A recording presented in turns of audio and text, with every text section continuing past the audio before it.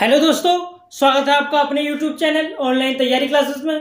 और दोस्तों, आज हम शुरुआत करने जा रहे हैं अपने जियो टेक्निकल इंजीनियरिंग का अगला टॉपिक, जो कि है हमारा methods to determine water content. दोस्तों, इस टॉपिक को स्टार्ट करने से पहले मैं बता दूं आपको कि हमने जियो टेक्निकल इंजीनियरिंग पर और भी वीडियोज़ बना रखी हैं। अगर आपने हमारी वीडियोज़ नहीं देखी हैं तो हमने उनका लिंक डिस्क्रिप्शन में दे रखा है, वहाँ से देख सकते हैं, या आप हमारे चैनल की प्लेलिस्ट में भी जाकर देख सकते हैं। तो आइए दोस्तों, स्टार्ट करते हैं अपनी वीडियो को।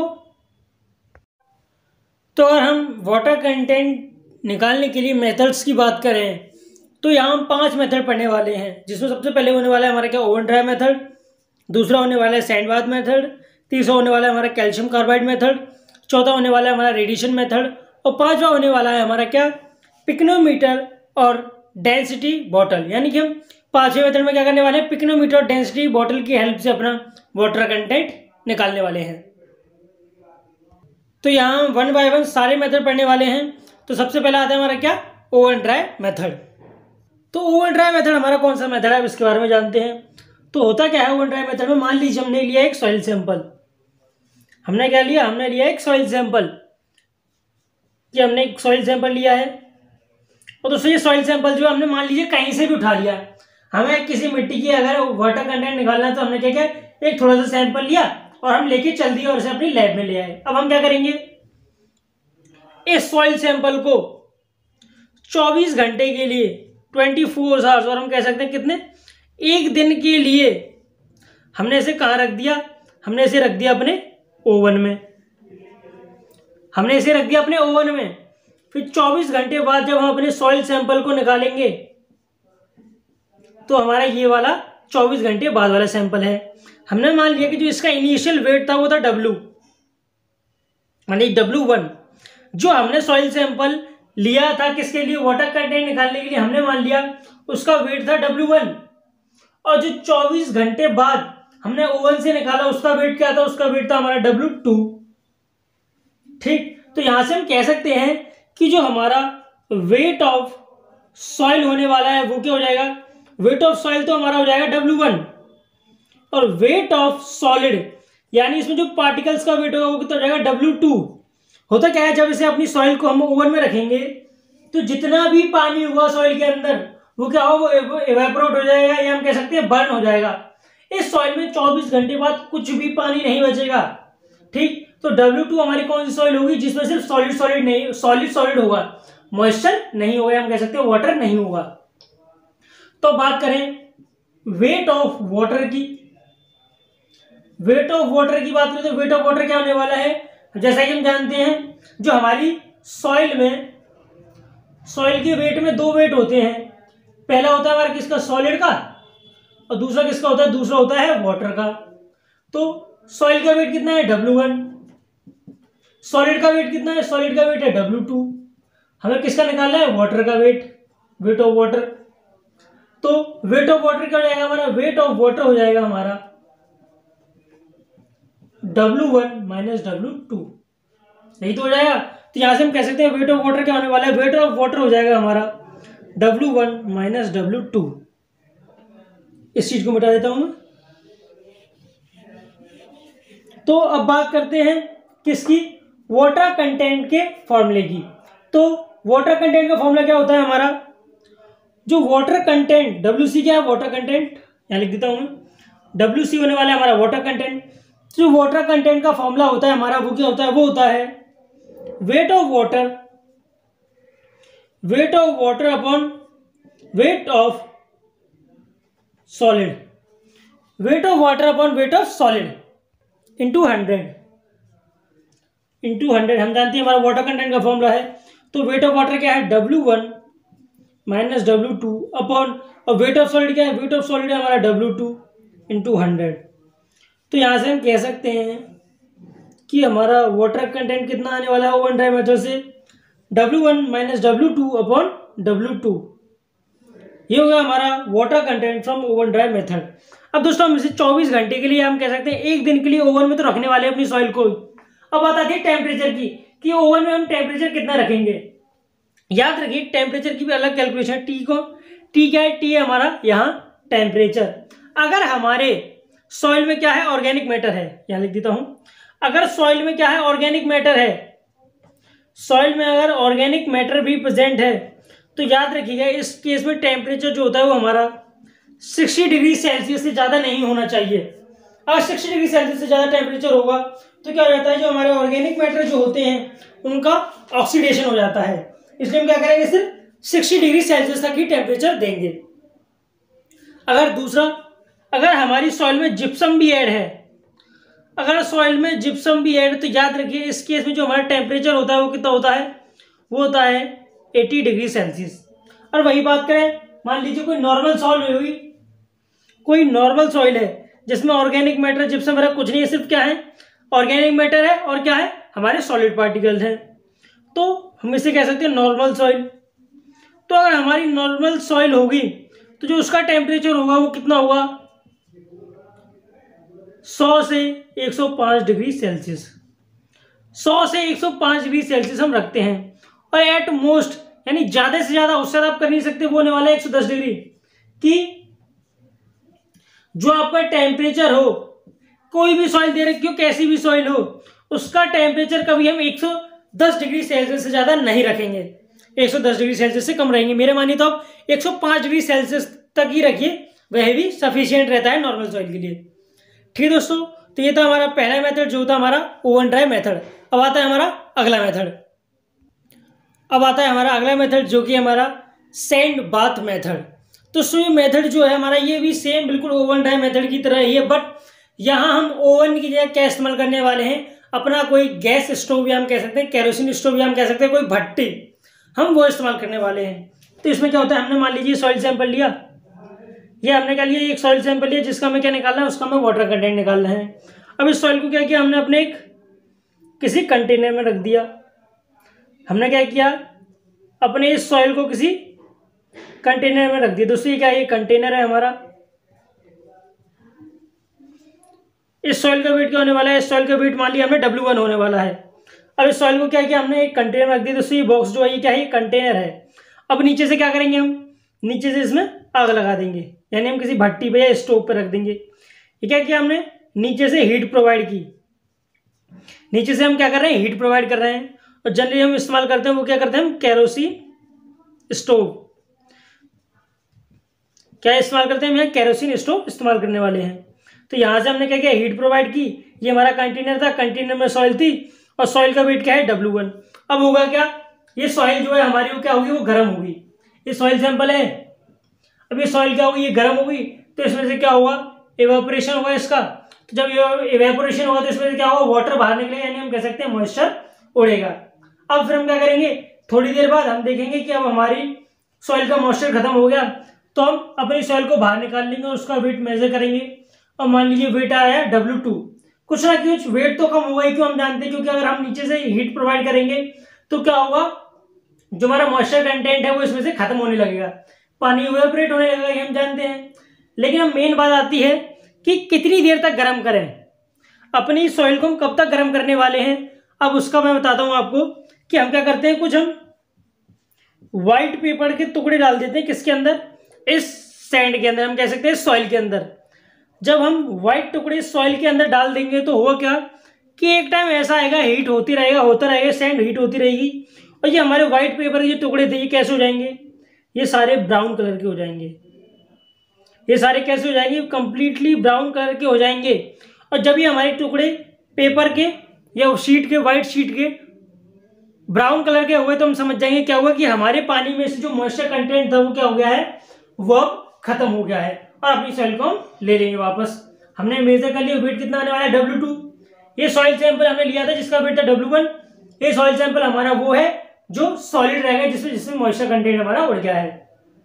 ठीक, तो फिर से भाई बात करें वेट ऑफ सॉलिड, तो वेट ऑफ सॉलिड क्या होने वाला है, W2। Weight of soil, confuse मत होइए, सॉइल लिख देता हूं मैं पहले। वेट ऑफ सॉइल की बात करें तो वेट ऑफ सॉइल होने वाला है W1 और वेट ऑफ सॉलिड होने वाला है हमारा क्या, W2। अब बात करते हैं किसकी, वेट ऑफ वाटर की। तो सॉइल के अंदर जो वाटर है उसका वेट क्या होने वाला है, W1 माइनस W2। ठीक, अब बात करते हैं वाटर कंटेंट की। तो वाटर कंटेंट का फॉर्मूला हमारा क्या होता है? वाटर कंटेंट का फॉर्मूला होता है weight of water upon weight of solid into 100। तो वेट ऑफ वाटर कितना है? W1 minus W2। Weight of solid कितना है? W2 into 100। तो ये क्या हो जाएगा? ये हमारा वाटर कंटेंट हो जाएगा फ्रॉम सैंड बाथ मेथड। अब आता है हमारा क्या? अगला मेथड। अब है हमारा तीसरा मेथड जो कि हमारा कैल्शियम कार्बाइड मेथड। तो कैल्शियम कार्बाइड मेथड में हम क्या करने वाले हैं? पहली बात तो कैल्शियम कार्बाइड होता क्या है? जो हमारा कैल्शियम कार्बाइड का फॉर्मूला है वो है हमारा CaC2। CaC2 ये क्या है? ये हमारा कैल्शियम कार्बाइड। तो कैल्शियम कार्बाइड की एक प्रॉपर्टी होती है, कैल्शियम कार्बाइड की एक प्रॉपर्टी होती है जो कि है कि अगर हम कैल्शियम कार्बाइड को रिएक्ट कराएं किससे? वाटर से। हमारा जो कैल्शियम कार्बाइड है वो हमारा अगर वाटर या हम कह सकते हैं मॉइस्चर की प्रेजेंस में आता है तो ये क्या बना लेता है? ये हमारा फॉर्म कर लेता है एसिटिलीन गैस C2H2। C2H2 क्या है? ये हमारी एसिटाइलिन गैस, एसिटाइलिन गैस ये हमारी फॉर्म कर लेता है। अब और साथ में क्या फॉर्म कर लेता है? CaOH2 calcium hydroxide, calcium hydroxide. अब हम इस कैल्शियम कार्बाइड मेथड में क्या करने वाले हैं? अपनी कैल्शियम कार्बाइड की इस प्रॉपर्टी को हम यूज करने वाले हैं। तो होता क्या है? हमने मान लीजिए कंटेनर लिया, ये हमारा क्या? ये हमारा कोई कंटेनर है। ऊपर क्या करते हैं? ऊपर एक हम मीटर लगा देते हैं। ये क्या हमने एक मीटर लगा दिया। इस मीटर से क्या हुआ? जितनी भी हमारी गैस, जितनी भी हमारी एसिटाइलिन गैस बाहर निकलेगी हम वो क्या करेंगे? वो हम मेजर करेंगे। वो हम क्या करने वाले हैं? मेजर करने वाले हैं। वो हुआ क्या? मान लीजिए ये क्या थी? ये सॉइल थी हमारी। ये क्या है? ये हमारी सॉइल है। ये पूरी क्या है? ये पूरी सॉइल है इसमें। अब इसमें होता है कि हम जानते हैं सॉइल है तो इसमें मॉइस्चर कंटेंट तो होगा ही H2O। अगर इसमें H2O है तो हम इसमें क्या कर देते हैं? इसमें हमने ऐड कर दिया अपना CaC2। ये बॉक्स दिखा रहा हूं मैं, ये क्या है? ये CaC2 यानी कि कैल्शियम कार्बाइड। हमने क्या किया? अपनी इस सॉइल में कैल्शियम कार्बाइड ऐड कर दिया। अगर इस सॉइल में पानी है तो ये कैल्शियम कार्बाइड क्या करेगा? उस वाटर या हम कह सकते हैं मॉइस्चर या H2O से रिएक्ट करेगा तो क्या फॉर्म कर लेगा? Acetylene gas, acetylene gas. अगर ये एसिटाइलिन गैस फॉर्म करेगा तो एसिटिलीन गैस जब बाहर निकलेगी तो कहां से निकलेगी? इस मीटर के थ्रू होते हुए। जब इस मीटर के थ्रू होते हुए एसिटिलीन गैस बाहर निकलेगी हम उसे क्या कर लेंगे? हम उसे मेजर कर लेंगे। और जितनी ज्यादा एसिटिलीन गैस निकलेगी, जितनी ज्यादा एसिटिलीन गैस निकलेगी हम कह देंगे कि हमारे पानी में उतना ही, हमारी सॉइल में उतना ही ज्यादा वाटर कंटेंट है। और फिर क्या करेंगे? हम अपने मीटर से क्या करेंगे? रीडिंग नोट करते हुए चलेंगे और उस रीडिंग के हिसाब से क्या चलेगा? उस रीडिंग के हिसाब से हमें क्या मिलता चलेगा? वाटर कंटेंट मिलता चलेगा। ठीक है दोस्तों, ये था सिंपल मेथड। ये हमारा तीसरा मेथड था जिसका नाम था क्या? Calcium carbide method. अब आता है हमारा अगला मेथड जो कि हमारा रेडिएशन मेथड। अब जैसे कि नाम से पता चल रहा है रेडिएशन मेथड, तो क्या होने वाला है? इसमें कुछ रेडियो एक्टिव मटेरियल होने वाला है। उसमें से क्या निकलेगी? उसमें से रेडिएशन निकलेगी हमारी। अब इस मेथड को समझते हैं। मान लीजिए क्या है? कोई सॉइल सैंपल है। मान लीजिए क्या है? हमारा कोई सॉइल सैंपल है। हुआ क्या कि यहां हम पुट करते हैं अपना रेडियो एक्टिव मटीरियल। ये क्या होने वाला है? ये होने वाला है हमारा एक रेडियो एक्टिव मटीरियल। ये होने वाला है क्या? हमारा रेडियो एक्टिव मटीरियल। ठीक है, अब हम क्या करेंगे? यहां से इस सॉइल में कोई एनर्जी या हम कह सकते हैं कोई वेव्स प्रोवाइड करेंगे। कोई वेव्स क्या हम इसमें रेडियो एक्टिव वेव्स ही कह सकते हैं। यहां से हम मान लीजिए क्या कर रहे हैं? यहां से हम रेडियो एक्टिव वेव्स प्रोवाइड कर रहे हैं। मान लीजिए कि यहां से जो इस सॉइल में रेडियो एक्टिव वेव्स किस एनर्जी से एंटर कर रही थी? E1 से। यहां ये क्या है? E1 है। जो रेडियो एक्टिव वेव्स हमारी सॉइल में एंटर कर रही थी वो किस एनर्जी से कर रही थी? मान लीजिए E1 से। ठीक, या हम कह सकते हैं किस इंटेंसिटी से? E1 इंटेंसिटी से। और यहां जब हमने देखा कि सॉइल से जब ये रेडिएशन बाहर निकल रही तो इनकी इंटेंसिटी क्या है? इनकी इंटेंसिटी है E2। यहां जब एंटर कर रही थी तो इंटेंसिटी थी E1। या हम कह सकते हैं एनर्जी थी E1, जब यहाँ से बाहर निकल रही तो एनर्जी क्या हो गई E2, या हम कह सकते हैं इंटेंसिटी क्या हुई, इंटेंसिटी हो गई E2। ठीक, अब हम देखेंगे कि E1 और E2 में कितना डिफरेंस है। ये तो सीधी सी बात है कि E1 से एंटर कर रही है तो E1 ज्यादा ही होगा। अगर हमारी सॉइल में E1 इंटेंसिटी से रेडिएशन एंटर कर रही है तो E1 ज्यादा होगा किससे, E2 से। पहली बात तो ये हुई, E1 विल बी और E1 will always greater than E2। ठीक, और हम कह सकते हैं इक्वल्स टू भी हो सकता है, वो भी बताऊंगा मैं कैसे। तो जो हमारा वाटर कंटेंट होगा वो डायरेक्टली प्रोपोर्शनल किसके होगा, E1 माइनस E2 के। यानी इन दोनों के बीच में जितना ज्यादा डिफरेंस होगा हमारा, इन दोनों के बीच में E1 और E2 में जितना ज्यादा डिफरेंस होगा उतना ही ज्यादा हमारा क्या होने वाला है, उतना ही ज्यादा होने वाला है हमारा क्या, वाटर कंटेंट। ये क्या है, प्रोपोर्शनली का साइन है, तो water content will be equal to proportionality को हटाएंगे तो यहाँ क्या आ जाएगा, हमारा कांस्टेंट किया जाएगा, और हमें वाटर कंटेंट की वैल्यू क्या मिलेगी, water content will be equal to K E1 minus E2। अगर कभी फ्यूचर में आपको इससे रिलेटेड क्वेश्चन आता है तो उसमें कांस्टेंट के की वैल्यू आपको गिवन होगी, और इस मेथड से आप क्या निकाल सकते हैं, इस मेथड से आप वाटर कंटेंट निकाल सकते हैं। दोस्तों मैं आपको यही बता दूं कि E1 E2 के इक्वल टू कब होगा, जब ये दोस्तों लेंथ, हमारे सॉइल की लेंथ, डेप्थ और हाइट बहुत छोटी हो जाए, नेग्लिजिबल हो जाए, जब E1 इक्वल टू E2 आ सकता है। लेकिन जब भी हम कह सकते हैं कुछ ना कुछ तो वेस्ट होगा ही, E1 और E2 में कुछ ना कुछ तो लॉस, E1 में कुछ ना कुछ लॉस होगा ही E2 के लिए। तो वैसे तो हमेशा E1 जो है बड़ा रहेगा E2 से, बट हम क्या कर सकते हैं, अप्रोक्स कंडीशन में या इक्विलिब्रियम कंडीशन में मान सकते हैं कि जो हमारा E1 है वो किसके इक्वल हो, E2 के। अदरवाइज याद रखिएगा E1 जो है हमेशा ही बड़ा रहेगा E2 से, और इक्विलिब्रियम कंडीशन नहीं दे रखी तो ये कंडीशन फॉलो करेंगे आप। अगर इक्विलिब्रियम कंडीशन दे रखी है तो हो सकता है कि E1 इक्वल टू E2 हो जाए हमारा। ठीक, तो ये था हमारा रेडिएशन मेथड। अब आता है हमारा अगला मेथड जो कि हमारा पिक्नोमीटर मेथड। अब आता है हमारा अगला मेथड जो कि है पिक्नोमीटर। तो दोस्तों पिक्नोमीटर मेथड का नाम नहीं, पिक्नोमीटर एक डिवाइस होता है जिसकी हेल्प से क्या करते हैं, जिसकी हेल्प से हम स्पेसिफिक ग्रेविटी निकालते हैं, और उस स्पेसिफिक ग्रेविटी की हेल्प से हम क्या करते हैं, वाटर कंटेंट निकाल लेते हैं। तो पिक्नोमीटर क्या होने वाला है, एक डिवाइस होने वाला है। तो मैं पिक्नोमीटर बताऊंगा आपको क्या होता है। ये हमारा पहले तक ये क्या है, ये हमारा एक सिलेंड्रिकल स्ट्रक्चर है। ये क्या होने वाला है, ये होने वाला है हमारा एक सिलेंड्रिकल स्ट्रक्चर। अब इसमें क्या होगा, अब इस सिलेंड्रिकल स्ट्रक्चर में ऊपर क्या होता है, एक कोन फनल होती है। तो ये कंप्लीट स्ट्रक्चर किसका होगा दोस्तों, ये स्ट्रक्चर हमारा एक पिक्नोमीटर का। ठीक, तो इस पिक्नोमीटर में हम क्या करते हैं, सबसे पहले हम एक खाली पिक्नोमीटर का वेट लेने वाले हैं। अगर आपको वाटर कंटेंट निकालना है पिक्नोमीटर से तो आप करेंगे सबसे पहले W1 जो कि किसका वेट है, जो कि वेट है हमारा एम्प्टी पिक्नोमीटर। फिर उसके बाद करेंगे हम वेट निकालेंगे W2। अब क्या करेंगे हम, मान लीजिए हमने इसमें इतनी सॉइल फिल कर दी, हमने इसमें इतनी सॉइल फिल कर दी है, तो जो W2 वेट किसका हो जाता है, ये हमारा वेट हो जाता है पिक्नोमीटर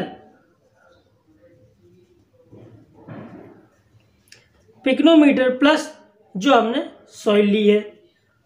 ठीक, फिर आता है W3। अब W3 में हम क्या करते हैं, अभी हमारा जितना बच गया, अभी ये जितना भी हमारा खाली बच गया पिक्नोमीटर, उसमें हम क्या फिल कर देंगे, उसमें हमने फिल कर दिया वाटर। उस पिक्नोमीटर में हम फिल कर देते हैं क्या, वाटर। तो यहां हम किसका लेने वाले हैं, pycnometer plus soil plus water. अब इन तीनों के वेट की बात करें तो इन तीनों का वेट क्या होगा, इन तीनों का वेट हो गया हमारा W3। अब आता है W4। अब हम क्या करेंगे, इस अपने पिक्नोमीटर को क्या करेंगे, खाली करेंगे। अब हमने क्या किया, अपने पिक्नोमीटर को खाली कर दिया, इसमें सॉइल बाहर निकाल ली, पानी बाहर निकाल दिया। अब हम क्या करेंगे, इसमें फ्रेश वाटर दोबारा से फिल करेंगे, इसमें से दोबारा से इसे कंप्लीटली फिल किससे कर देंगे, कंप्लीटली फिल कर देंगे अपने से वाटर से। तो यहाँ जो W4 वेट होता है वो किसका होता है, पिक्नोमीटर का प्लस वाटर का। तो यहाँ पहली स्टेज की बात करें तो यहाँ से क्या था, यहाँ एम्प्टी पिक्नोमीटर है, और W2 किसका वेट, W2 वेट होने वाला है हमारा एक पिक्नोमीटर, और साथ में ही क्या है उसमें, साथ में ही यहाँ तक सॉइल। ये क्या होने वाली है, ये होने वाली है सॉइल। और W3 किसका वेट है, W3 होने वाला है हमारा, ये हमारा पिकोनोमीटर हो गया। हमने क्या किया, इसमें इतनी सॉइल फिल कर दी और फिर उसके बाद पूरा किससे कंप्लीट फिल कर दिया, वाटर से फिल कर दिया इसके ऊपर का। चौथा होने वाला है W4 जो कि हमारा किसका वेट होने वाला है, पिकोनोमीटर प्लस वाटर का। तो इसमें क्या करेंगे हम, इसे हम कंप्लीटली फिल कर देंगे वाटर से। ये पूरा किससे फिल होने वाला है, ये पूरा फिल होने वाला है हमारा वाटर से। और दोस्तों ये होल जो दिखा रहे हैं ये क्या है, ये ओपनिंग होती है इसकी, ये क्या है, ओपनिंग होने वाली है।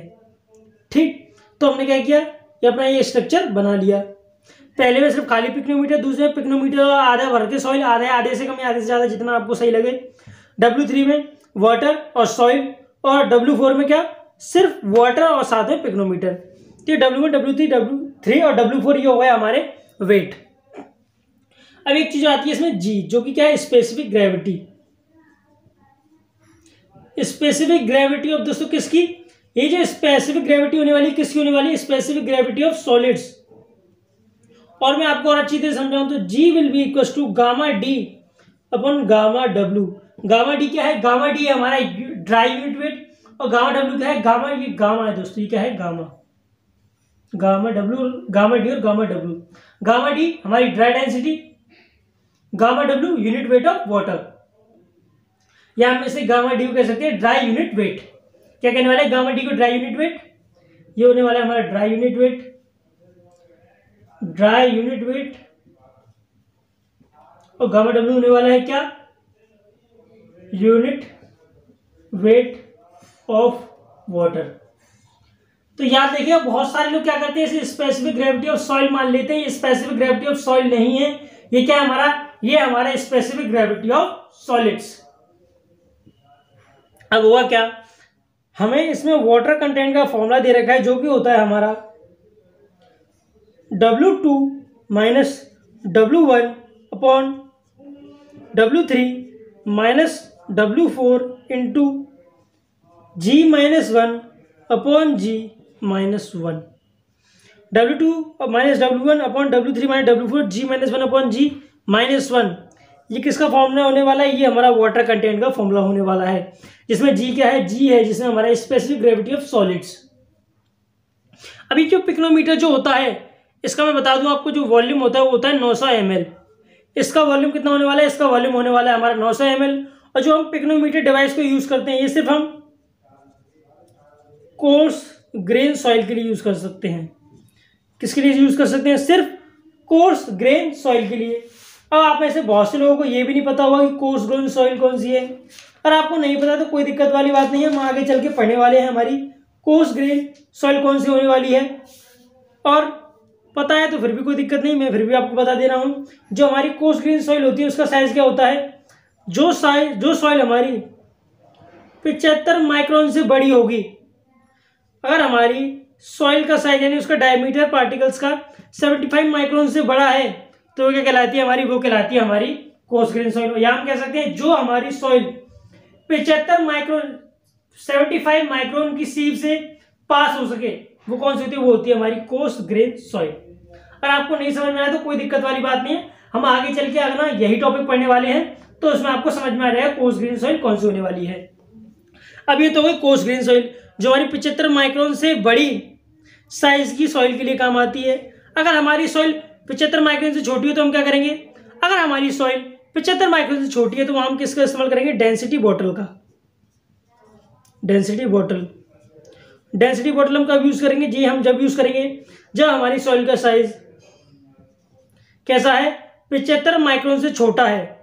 और दोस्तों डेंसिटी बॉटल की ये खासियत और है कि अगर साइज 75 माइक्रोन से बड़ा हो तो भी आप इस्तेमाल कर सकते हैं, 75 माइक्रोन से छोटा हो जब भी इस्तेमाल कर सकते हैं, और 75 माइक्रोन हो सॉइल हमारी सॉइल का साइज तो भी आप यूज कर सकते हैं।